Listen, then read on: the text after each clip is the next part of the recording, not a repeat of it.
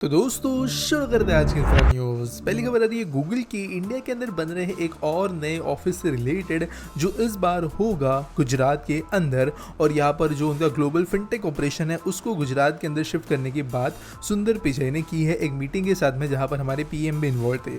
तो करेंटली दोस्तों आप जानते होंगे कि गूगल जो है बेंगलुरु के अंदर अपना बड़ा ऑफिस मेंटेन करता है। इसके अलावा मुंबई, दिल्ली, पुणे इन जैसे जगहों पर इनके छोटे मिड लेवल के ऑफिस है। लेकिन जो Gujarat international finance tech city है, वहाँ पर जो ओवरऑल एनवायरनमेंट बना है ग्लोबल फिनटेक्स के हिसाब से वो काफ़ी अच्छा है। इसके लिए यहाँ पर ये इन्वेस्टमेंट करेंगे। अब गूगल पे one of the biggest competitors है यूपीआई के अंदर। इन्होंने भी बहुत सारी सर्विसेज लॉन्च की। गूगल के लिए इंडिया के अंदर एक बहुत बड़ा प्रोडक्ट ये है और इसी को देखते हुए इन्होंने ये डिसीजन लिया है। वैसे दोस्तों गूगल ओवरऑल इंडिया के अंदर आने वाले समय में $10 बिलियन का डिजिटाइजेशन फंड भी इन्वेस्ट करेगा, ऐसा कहा गया है। अगली दोस्तों खबर आ रही है वो है आसाम से, जाके सीएम की तरफ कहा गया है कि नुमालीगढ़ और घोपुर के बीच में 6,000 करोड़ रुपए खर्च करते हुए एक अंडर रिवर टनल बनाई जाएगी और ये ब्रह्मपुत्र नदी के नीचे से होगी। और ये नॉर्थ ईस्ट की नहीं बल्कि देश की पहली under river rail road tunnel होगी। यानी यहाँ से ट्रेन भी जा पाएंगे और ऑब्वियसली मोटर व्हीकल्स भी जा पाएंगे।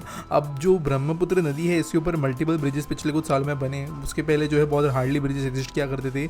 अब काइंड ऑफ ब्रिजेस के बाद में टनलिंग का काम यहाँ पर शुरू होगा, क्योंकि कहीं ना कहीं पर ज़रूरी है कई अलग अलग फैक्टर्स से कि क्यों यहाँ पर टनल होना जरूरी है ब्रिज के बदले। वैसे किसके ऊपर डेडिकेटेड वीडियो में बना रहा हूँ जो कुछ दिनों में रिलीज हो जाएगी। अगली खबर पे बढ़ने से पहले दोस्तों मैं आप सभी को रिक्वेस्ट करना चाहूंगा कि अगर आप चैनल पे रेगुलर व्यूअर हो और सब्सक्राइब नहीं किया है अब तक तो चैनल पे सब्सक्राइब कर ले, क्योंकि हम 5 लाख के बहुत करीब है और आपके सब्सक्राइब करने से हमें बहुत सपोर्ट मिलता है। बढ़ते हैं आगे। अगली खबर दोस्तों जो आ रही है वो है लार्सन एंड ट्यूब्रो से, जो कि डिक्लेयर हो गए हैं as lowest bidder Kolkata metro के पर्पल लाइन के लिए, जो एक 5.05 किलोमीटर का अंडरग्राउंड सेक्शन है। तो इसका सिविल कंस्ट्रक्शन एल&टी करेगी मोमीनपुर और एस्प्लेनेड के बीच में।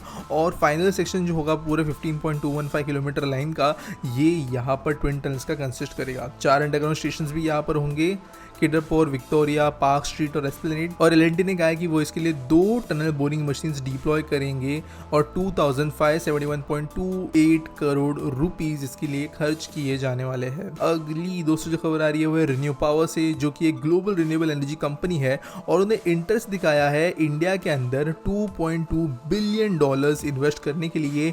इंडिया में सबसे बड़ा, इंडिया के अंदर one of the biggest metallurgical grade silicone, polysilicon और इंगिट मैन्युफैक्चरिंग वेफर यूनिट बनाने के लिए। और ये इन्वेस्टमेंट होगी नागपुर के अंदर।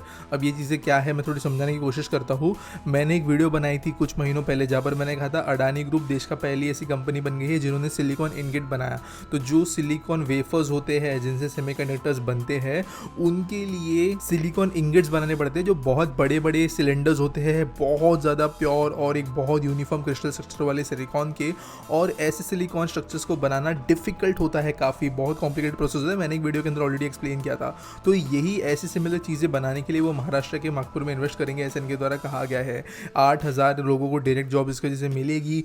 और वैसे दोस्तों 100% फाइनलाइज नहीं हुआ है, लेकिन जो माइक्रोन की इन्वेस्टमेंट फाइनलाइज हुई है, वेदांता के अंदर काम चल रहा है, ये सब चीज़ों को देखते हुए बड़े लेवल पे भारत में सिलिकॉन और सेमीकंडक्टर इन्वेस्टमेंट हो रही है। अगली दोस्तों खबर के बारे में बात करें तो वो है वंदे भारत एक्सप्रेस से रिलेटेड, जहां पर लंबे समय बाद में टोटल 5 नई वंदे भारत एक्सप्रेस ट्रेन को लॉन्च किया जाने वाला है एक साथ आज के दिन। वैसे आज के दिन हो गया होगा, ये न्यूज़ शाम को आती है। और अगर रूट्स की बात करें तो कहाँ पर ये लॉन्च की गई है, तो रानी कमलापति स्टेशन से लेकर जबलपुर वंदे भारत एक्सप्रेस लॉन्च की गई है। खजुराहो, भोपाल, इंदौर वंदे भारत एक्सप्रेस को लॉन्च किया जाएगा। मुंबई, मडगांव या गोवा वंदे भारत एक्सप्रेस को लॉन्च किया जाएगा। धरवाड़, बेंगलुरु वंदे भारत एक्सप्रेस और हातिया, पटना वंदे भारत एक्सप्रेस जो है ये एक साथ लोगों के सर्विस के लिए ओपन कर दी गई है। अगली दोस्तों जो खबर आ रही है वो है कलकत्ता हाई कोर्ट से, जिनको कहा गया है कोलकाता के गवर्नमेंट के द्वारा कि वो 2 प्रपोजल सामने रख रहे हैं एस्प्लेनेड बस टर्मिनल के कंस्ट्रक्शन के लिए और एक मल्टी मॉडल हब बनाने के लिए, या तो एस्प्लेनेड में या सातरागाछी के अंदर। तो दोस्तों यहाँ पर कुछ इश्यूज चल रहे थे कोर्ट के साथ में मेट्रो रेल अथॉरिटीज के, जहाँ पर ट्रांसपोर्टेशन रिलेटेड फ्यूचर रेडीनेस की बात हो रही थी और उसके दौरान ये बस टर्मिनल्स के बारे में बात हुई है और मल्टी मॉडल ट्रांसपोर्ट हब्स के बारे में बात हुई है। तो अब तक वैसे गवर्नमेंट ने ऑफिशियली कुछ कहा नहीं है, बट कोर्ट हियरिंग्स के जरिए समझ में आ रहा है कि कोलकाता के अंदर 2 ऐसे बड़े ट्रांसपोर्टेशन हब्स हमें बनते हुए नजर आएंगे। अगली खबर दोस्तों जो आ रही है वो है छत्तीसगढ़ से, जहाँ पर इंडियन रेलवे ने काम शुरू कर दिया है उनके अब तक के सबसे बड़े सोलर पावर प्लांट को बनाने के लिए, और ये 50 मेगावाट का सोलर फोटोवोल्टेक सेल होगा। वैसे दोस्तों इसके पहले जो नंबर पे आता है सोलर पावर प्लांट रेलवेज के अंदर, वो सिर्फ 1.7 मेगावाट्स का है। थोड़ा मैं आपको यहाँ पे स्कीम समझा देता हूँ। रेलवेज के पास में बहुत सारी ऐसी ज़मीन पड़ी है जो कि अनयूज्ड है, अनमोनेटाइज्ड है, ब्रिटिश ज़माने से ऐसी खाली पड़ी है।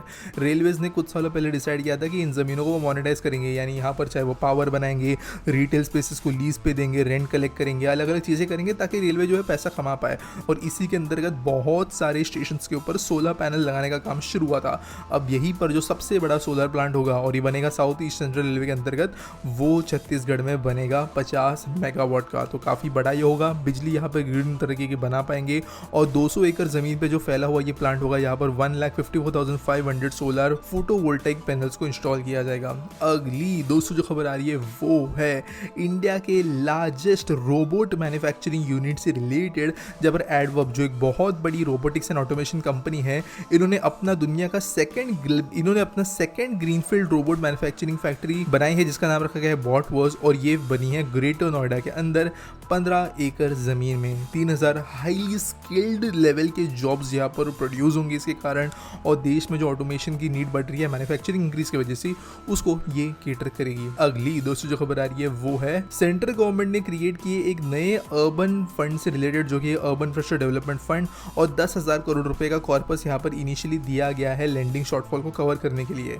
बेसिकली नेशनल हाउसिंग बैंक के अंतर्गत ये 10,000 करोड़ रुपए का इन्फ्यूजन किया गया है, और कुछ ऐसे अर्बन इंफ्रास्ट्रक्चर प्रोजेक्ट्स जिनके अंदर गवर्नमेंट को पैसे लाने में दिक्कत हो रही है, लेकिन वो प्रोजेक्ट्स काफ़ी ज़्यादा प्रायोरिटी पे है, उन प्रोजेक्ट्स को बनना काफ़ी ज़रूरी है, ऐसे प्रोजेक्ट के अंदर ये पैसे जो है उनको इन्वेस्ट किया जाएगा। धीरे धीरे जो है ये अलग अलग जगह पे होगी। वैसे दोस्तों ये ब्रांड न्यू चीज़ नहीं है। 1956-56 में 2,000 करोड़ दिए गए थे, उसके पहले एक बार 40,000 करोड़ दिए गए थे, तो यहाँ पर बस ये 10,000 करोड़ का एडिशन है। आज के आस्क पीटी सवाल के बारे में बात करें तो सुनीता भट्ट पूछते हैं, why government don't prioritize and focus much more on non motorized transportation systems like walking, bicycling, buses and metros in our cities. तो देखो यार, ऐसा नहीं बोल सकते हम गवर्नमेंट प्रायोरिटाइज नहीं कर रही है, क्योंकि इसके अंदर जो इशू है वो बहुत ज़्यादा ऐसा है कि स्टेट और सिटी लेवल पे डिसीजन ज़्यादा बनता है कंपेयर टू सेंट्रल लेवल या स्टेट लेवल या ऊपर के लेवल पे। अब मेट्रोज की हम बात करें तो हमारे देश के अंदर बहुत सारे ऐसे शहर है जिनके पॉपुलेशन के हिसाब से मेट्रोज एक्चुअली बननी भी नहीं चाहिए, लेकिन फिर भी मेट्रोज बन रही है। अगर हम भोपाल, इंदौर, अहमदाबाद इन शहरों की बात करें तो यहाँ पर मेट्रोज बन रही है, और इसीलिए गवर्नमेंट बना रही है क्योंकि फ्यूचर को प्रायोरिटी देते हुए ये चीज़ें की जा रही है। एडवांस में पहले जो हमारे देश के अंदर होता रहा है कि बहुत ज़्यादा लेट होने के बाद में चीज़ें बनाते हैं, वो नहीं कर रहे। तो मेट्रोज के हिसाब से हमारे देश के अंदर अभी तो दिक्कत नहीं है, क्योंकि ऑलमोस्ट हर मीडियम लेवल सिटी के अंदर भी मेट्रो का काम शुरू हो रहा है। फिर चाहे वो स्टेट गवर्नमेंट्स करवा रही हो, सेंटर के फंड ले करवा रही हो, सेंट्रल स्टेट मिलकर कर रही हो, हर जगह पे काम हो रहा है। अब वॉकिंग, बाइसाइकिलिंग हमारे देश के अंदर अभी भी इतना ठीक से एग्जीक्यूट कहीं पे किया नहीं गया जहाँ पे एग्जाम्पल बन सके। आज की डेट में अगर देश में कई जगह मेट्रोज बन रहे हैं, वो इसीलिए बन रहे हैं क्योंकि दिल्ली मेट्रो ने बहुत सारे सक्सेस ला के बताया। अब वॉकिंग, बाइसाइकिलिंग इंफ्रा का इशू ये है कि कहीं पर भी ठीक से इसका इंप्लीमेंटेशन हुआ नहीं, लेकिन हर बड़े शहर के अंदर छोटा मोटा cycling track, pedestrian friendly area वगैरह बना है, चाहे वो बेंगलुरु की पार्क स्ट्रीट हो, मुंबई सदन के कुछ साइकिलिंग ट्रैक्स हो। इन्होंने ठीक से अब तक एग्जाम्पल क्रिएट नहीं किया कि इनको ठीक से बनाया नहीं गया। लेकिन अगर फ्यूचर में कोई अच्छी चीज़ बनती है जो लोग एक्चुअल में यूज़ करते हैं, तो फिर हमें इन चीज़ों का ग्रोथ देखने मिलेगा। अब मैंने कल ही इन्फॉर्मेशन न्यूज़ दी थी कि गुड़गांव के अंदर एक बहुत बड़ा स्ट्रेच जो है उसको बहुत बड़े इन्वेस्टमेंट के साथ में इस तरीके का बनाया जाने वाला है। अगर वो सक्सेसफुल होता है तो ऑटोमेटिकली दूसरे शहरों के अंदर ये चीज़ें होनी शुरू करेगी। और जनरली जो स्टेट गवर्नमेंट्स होते हैं, लोकल गवर्नमेंट्स होते हैं, म्यूनसिपालिटीज़ होती है, वो इन चीज़ों को तब करना शुरू करती है जब उनको वहाँ से public reaction and public demand देखने मिले, क्योंकि बाद इंडियन वोट्स की होती है। तो ये चीज़ की दिक्कत है इंडिया के अंदर अभी। आप उम्मीद करता हूँ मैं आपको सवाल का जवाब मिल गया होगा। फिर से आपको मैं याद देना चाहूँगा कि आपने चैनल को सब्सक्राइब नहीं किया है तो प्लीज़ सब्सक्राइब कर लेना, क्योंकि उसकी वजह से हमें आपका बहुत सपोर्ट मिलता है। और न्यूज़ अगर सबमिट करना चाहते हो तो डिस्क्रिप्शन में एक लिंक मिल जाएगी। फर्स्ट होते हुए देने वाली न्यूज़ तो आपको क्रेडिट्स मिलेगा हमारे डिस्क्रिप्शन के अंदर। और मिलेंगे अगले वीडियो में।